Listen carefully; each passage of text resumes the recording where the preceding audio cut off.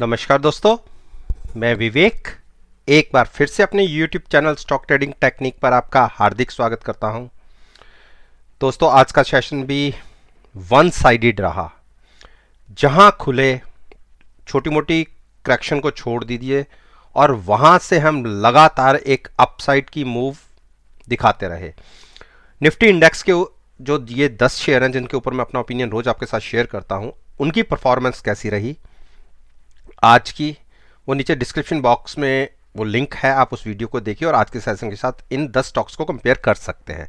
अब कल 25 नवंबर के लिए वीकली और मंथली एक्सपायरी से एक दिन पहले का जो सेशन है, जहां लास्ट के जो ये 2 सेशन होते हैं, ये हाईली वॉलेटाइल रहते हैं।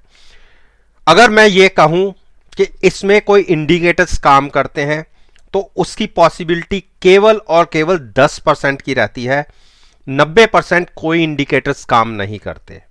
पोजिशनल गेम जिस तरफ की होगी उस तरफ की मूव आपको देखने को पड़ेगी। अगर किसी स्टॉक में बायर्स की स्ट्रेंथ ज्यादा पिछले दिनों देखी गई है तो वहां पर सेलिंग देखी जाती है, बशर्ते कि 60-65% का रोल ओवर ना हुआ हो। तो चलिए अल्ट्राटेक सीमेंट के ऊपर बात कर लेते हैं। देखिए, पिछले 5 दिन से मैंने आपकी, अगर मेरी पिछली 4-5 वीडियोस देखेंगे तो मैंने कहा था कि 4910 एक स्ट्रॉन्ग सपोर्ट है, रेजिस्टेंस है, सॉरी, ऊपर की।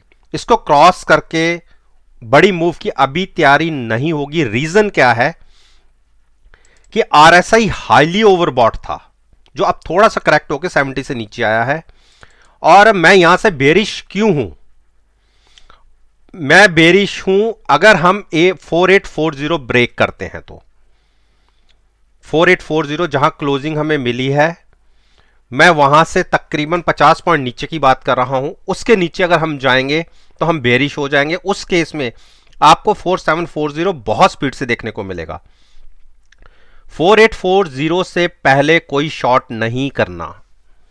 और मैं आपको एक चीज और दिखाता हूं। देखिए, बेरिश क्रॉसओवर, ऐसा क्रॉसओवर देखने के बाद अगर मैं आपको यह कहूं कि आप खरीदिए तो यह मेरी मूर्खता होगी। हां, किसी ने शॉर्ट नहीं करना तो वो साइडवेज होके बैठ सकता है। कुछ लोग होते हैं कि शॉर्ट में ट्रेड नहीं लेना पसंद करते, तो मैं उनके लिए कोई एडवाइस नहीं कर रहा। लेकिन कोई जो शॉर्ट में ट्रेड लेना पसंद करता है, उनको भी मैं ये कहता हूं कि नेकेड पोजीशन शॉर्ट नहीं करनी। आप हैजिंग के साथ शॉर्ट करिए, मिनिमम रिस्क और मैक्सिमम रिवॉर्ड की स्ट्रेटजी अपनाइए। इस केस में आप 4900 की कॉल बाय करके फ्यूचर सेल कर सकते हैं, लेकिन जहां क्लोज आया वहां नहीं। मैं आपको 4840 के नीचे शॉर्ट करने के लिए कह रहा हूं। उस केस में आप 4850 की भी कॉल बाय करके वहां पर अगर शॉर्ट बनाएंगे तो आपको 4740 का टारगेट देखने को मिल सकता है। वहां नहीं संभले तो हम 4800 तक गिर सकते हैं।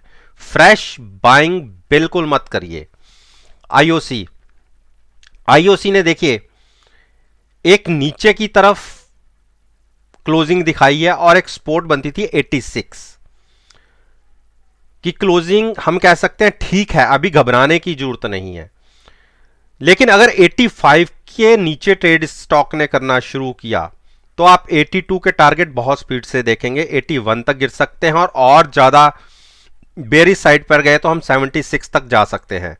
लेकिन आप ये देखिए, यहां बेरिश क्रॉसओवर होता दिख रहा है।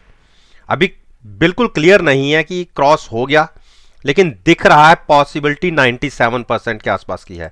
तो शॉर्ट साइड पर आपको ट्रेड मिलने की पॉसिबिलिटी बहुत बढ़िया है। 85 क्रॉस होकर नीचे ट्रेड करना शुरू करें तो आपको ₹1 नीचे देखना है, तब आप शॉर्ट बनाइएगा। 82 का टारगेट, 81 का टारगेट और ज्यादा बेरिश हुए तो 76 के टारगेट आपको देखने को मिल सकते हैं। अब मैं बात करता हूं गेल की। गेल ने देखिए एक अप मूव दिखा के वहां से करेक्शन देखी नीचे की तरफ 99 और क्लोजिंग आई 100। पहले इंडिकेटर्स को देख लेते हैं। देखिए, हाईली ओवरबॉट है, 75-76 की आरएसआई है और एमएसीडी में अभी ऐसा कोई सिग्नल दिख नहीं रहा शॉर्ट साइड पर। लेकिन हां, अगर नीचे प्राइस 96 ब्रेक करके ट्रेड होना शुरू हो गया, देखिए 100 की क्लोजिंग है, अभी यहां से तकरीबन 4-5% नीचे की बात कर रहा हूं मैं, तब तो शॉर्ट बनती है। लेकिन अभी यहां से पिक्चर क्लियर नहीं है, तो इसलिए मैं ना बाइंग की एडवाइस दूंगा ना सेलिंग की एडवाइस दूंगा। हां, 96 नीचे की तरफ ब्रेक करता है तो आप शॉर्ट कर सकते हैं 92 के टारगेट के लिए। टाटा मोटर्स ने देखिए 173 को क्रॉस नहीं कर पा रहा, ये स्टॉक ऊपर जाता है फिर नीचे क्लोज होता है, और आज तो एक बेरिश डोजी बना है।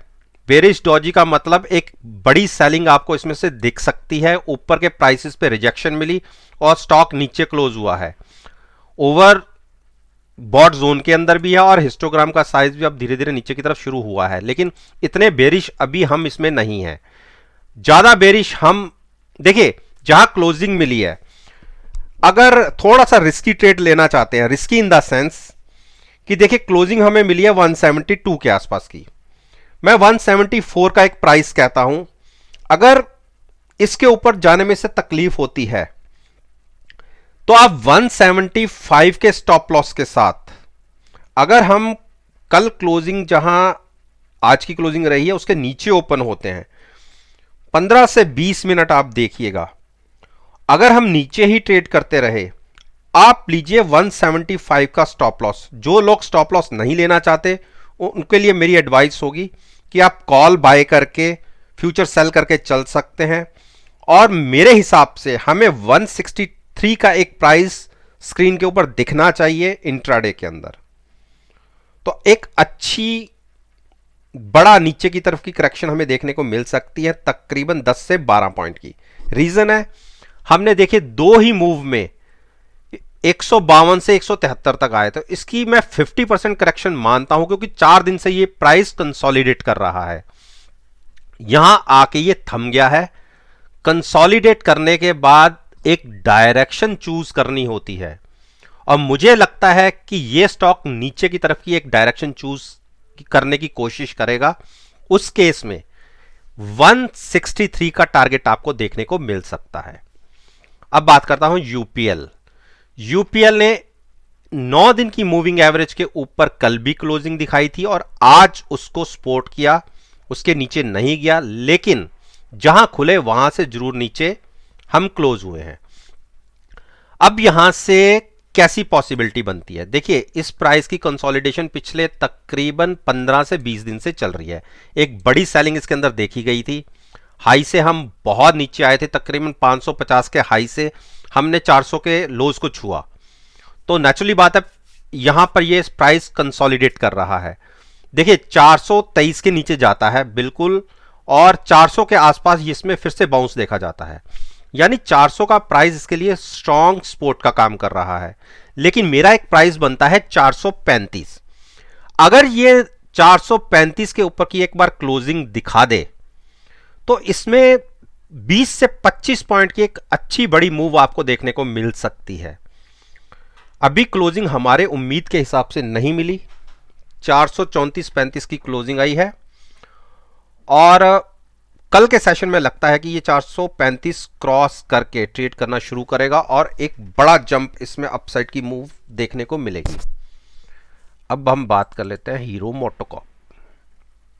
मोटोकॉर्प ने चलना शुरू कर दिया है, एक अच्छी बड़ी मूव की तैयारी कर रहा है, और अगर हम बात करें इंडिकेटर्स की तो एक अच्छे बड़े रनअप के लिए इसने तैयारी कर ली है, और मुझे लगता है कि इसकी एक्सपायरी 3170 के आसपास आनी चाहिए, तो बिल्कुल बाइंग करी जा सकती है।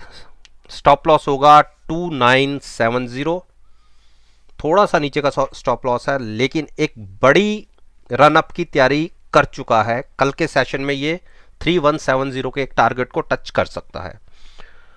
टाइटन की अगर बात करें तो अब इसने करेक्शन शुरू कर दी है। देखिए यहां पे शॉर्ट नहीं करना, करेक्शन शुरू हो चुकी है, हाईली ओवरबॉट था, करेक्शन शुरू हो गई है, लेकिन ये हमारे शॉर्ट का प्राइस नहीं है। शॉर्ट का प्राइस बनता है 1310।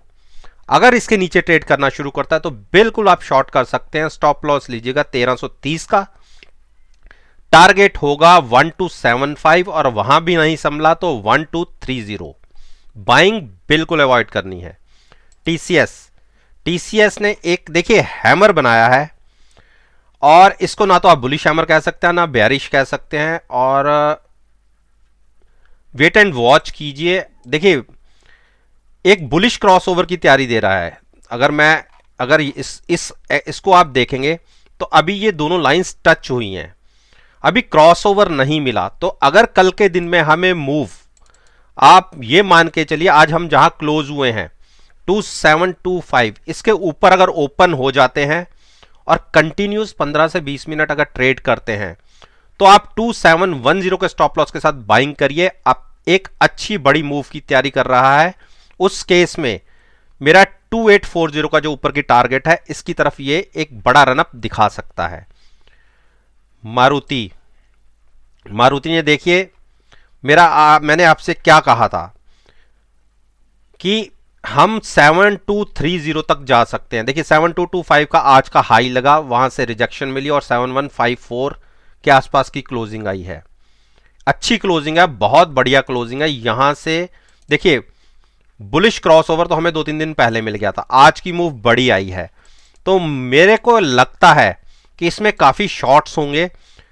कल हम अगर एक बार 7230 क्रॉस करके हमने क्लोजिंग दे दी, 7240 मान लीजिए, उसके ऊपर की हमें क्लोजिंग मिल गई, तो ये जो मेरा एक टारगेट पहले का लगा हुआ है 7450 तक का, उसकी तरफ हम मूव कर सकते हैं।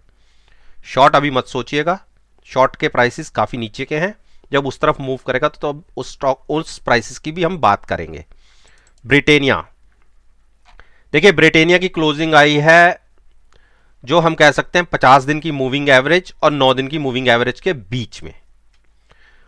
अब यहां पे ना तो बाइंग और ना सेलिंग। देखिए बाइंग कहां पे हमें करनी है, 3620 के ऊपर जाके, उस केस में आप 3595 का स्टॉप लॉस लेंगे। और शॉर्ट कहां करना है, 3520 के नीचे जाके, उस केस में आप 3540 का स्टॉप लॉस लेंगे। इसके बीच में जब तक प्राइस है कोई ट्रेड मत लीजिए। तो दोस्तों निफ्टी इंडेक्स के मैंने उन 10 स्टॉक्स के ऊपर बात करी है जो निफ्टी की मूवमेंट में बहुत अच्छे वेटेज रखते हैं। और निफ्टी की अगर आप चाल को देखेंगे तो इन स्टॉक्स की वजह से उस पे ऊपर बहुत फर्क पड़ता है।